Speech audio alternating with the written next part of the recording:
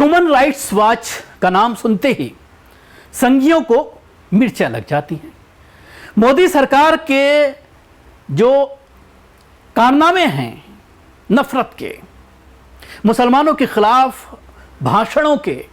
मुसलमानों के खिलाफ बढ़ते हमलों के, बुलडोज़र की कार्रवाइयों के, ईसाइयों पर हो रहे हमलों के, रोहिंग्या पर हो रहे हमलों को, इन तमाम मामलों को लेकर ह्यूमन राइट्स लगातार मोदी सरकार की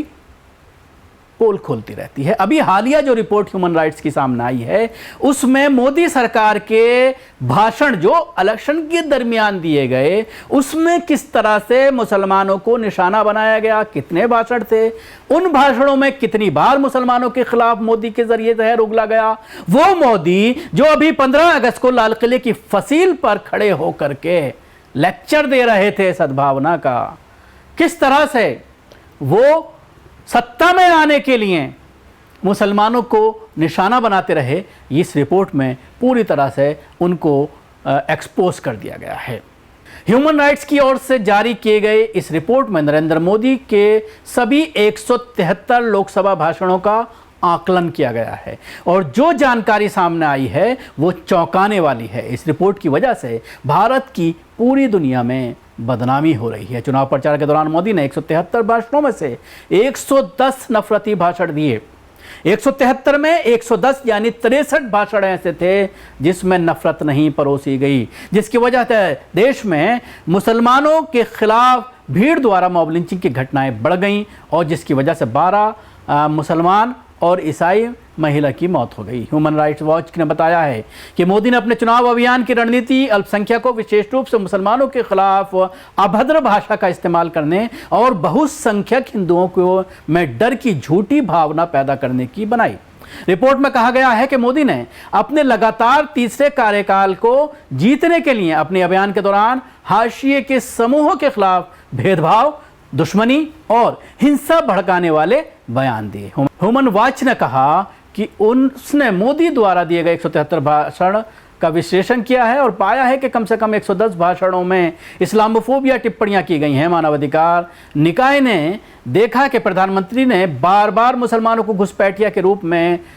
वर्जित किया और दावा किया कि मुसलमानों के अन्य समुदायों की तुलना में अधिक बच्चे हैं, जिससे ये आशंका पैदा हो रही है कि हिंदू आबादी का लगभग 80% भारत में अल्पसंख्यक बन जाएगा। इसमें उत्तर प्रदेश के सीएम योगी आदित्यनाथ, असम के सीएम हेमंत बिस्वा शर्मा और पूर्व मंत्री अनुराग ठाकुर सहित अन्य भाजपा नेताओं की नफरत के एजेंडे को आगे बढ़ाने में भूमिका का भी उल्लेख किया गया है। रिपोर्ट में उल्लेख किया गया है कि मोदी ने झूठे दावों के माध्यम से हिंदुओं के बीच नियमित रूप से भय पैदा करने कि यदि विपक्षी दल सत्ता में आए तो उनकी आस्था, उनके पूजा स्थल, उनकी संपत्ति, उनकी ज़मीन और उनके समुदाय की लड़कियों और महिलाओं की सुरक्षा मुसलमानों से खतरे में पड़ जाएगी। इसमें झारखंड के कोडरमा में 14 मई को मोदी के भाषण का हवाला दिया गया है जिसमें उन्होंने कहा था कि हमारे देवताओं की मूर्तियों को नष्ट किया जा रहा है और इन घुसपैठियों ने हमारी बहनों और बेटियों की सुरक्षा को खतरा बना दिया है। मध्य प्रदेश के धार में दिए गए अपने दूसरे भाषण में उन्होंने कहा अगर कांग्रेस का बस चले तो वो कहेगी कि भारत में रहने का पहला अधिकार उसके वोट बैंक मुसलमानों का है।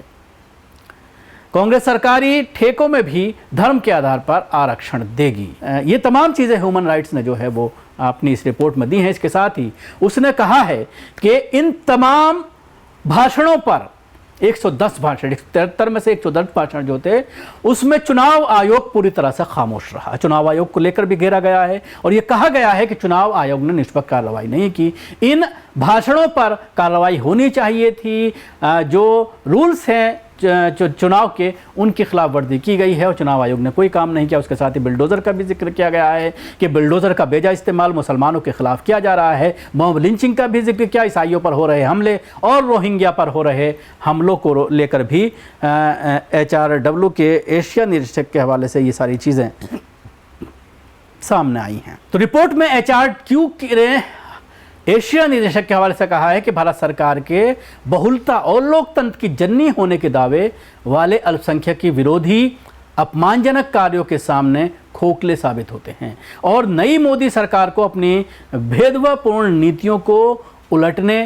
की ज़रूरत है और अल्पसंख्यकों के खिलाफ जो पूरा ये माहौल बनाया जा रहा है उसको रोकने की बेहद जरूरत। तो आप देख सकते हैं कि इस रिपोर्ट के आने के बाद तहलका मचा हुआ है, लोग सवाल खड़ा कर रहे हैं। सबसे बड़ा सवाल जो खड़ा हो रहा है वो चुनाव आयोग के ऊपर खड़ा हो रहा है कि आखिर चुनाव आयोग ने मोदी के इन भाषणों पर कोई एक्शन क्यों नहीं लिया। जब इस तरह के भाषण सामने आ रहे थे तभी सवालात खड़े हो रहे थे चुनाव आयोग के ऊपर, और जिस तरह से मुस्लिम समाज को पूरी तरह से एक कटघरे में खड़ा करके बहुसंख्यक समाज के सामने एक चुनौती पैदा की गई कि अगर सरकार आ जाती है कांग्रेस की, और ये भी आपने देखा था कि मोदी के जरिए ये कहा गया कि राम मंदिर को गिरा दिया जाएगा, राम मंदिर को ढा दिया जाएगा और उसकी जगह बाबरी मस्जिद दोबारा से तामीर कर दी जाएगी। ये तमाम चीजें सब कुछ करने के बावजूद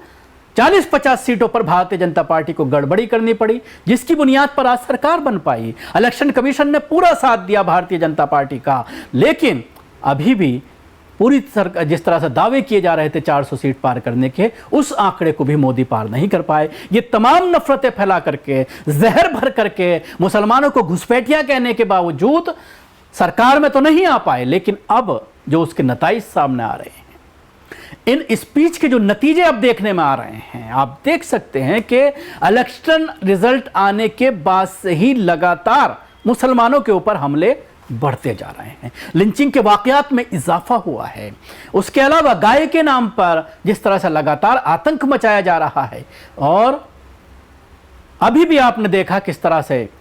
जगह जगह अब दंगे होने लगे हैं, और दंगों में नुकसान किसका होता है उसको बताने की जरूरत नहीं है।